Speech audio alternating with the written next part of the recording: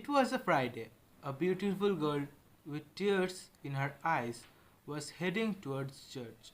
Few boys were standing near the gate, were waiting for the girl to enter the church.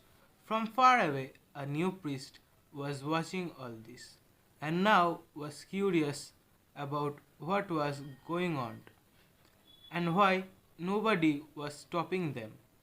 The priest had came here only a month ago. He was seeing this now for 3 weeks.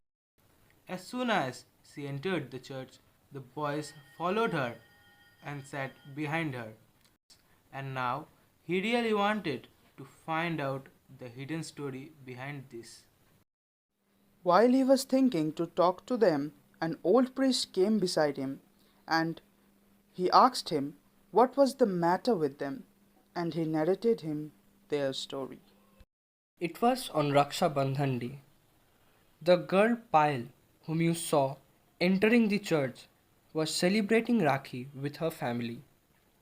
She had a little brother, Ritam, but now he is no more. Do you want to know how? Let me tell you her story. Payal got ready in the morning and was very excited to tie a Rakhi on her brother's hand. Even her brother, Ritam, had saved all his pocket monies to give his sister the best gift possible. After making him wear the Rakhi and receiving the gifts, the brother had said her, "If ever needed, I will give my life to save you."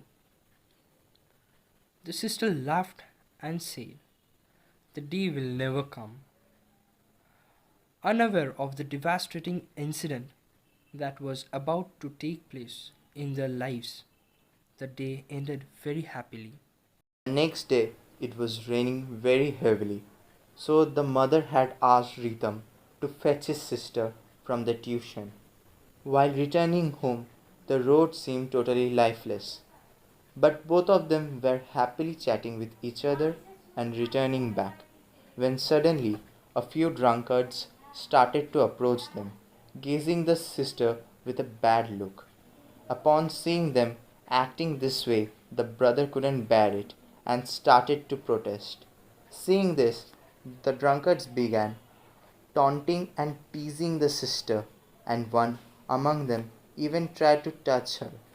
This infuriated Ritam, and he hit the one who was trying to touch his sister. After being hit, the drunkard started looking around and saw a rod lying beside the road. He picked it up and hit Ritam on his head with it. Ritam fell, and blood, which had gushed out of his head upon being hit, splashed everywhere.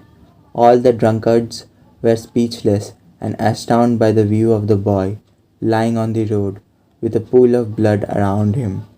Only then did the one who hit Ritam realized what he had done and quickly ran away in fright. The sister was absolutely devastated and quickly went towards her brother and started wailing beside him upon seeing him in such a condition. The other drunkards quickly recovered from the shock upon seeing the girl wailing beside the unconscious boy and rushed to take the boy to a hospital, but unfortunately, the boy died on the way. Upon being informed by the hospital staff, the police came for an investigation. Then and there, the drunkards, except the one who had fled the scene, surrendered themselves.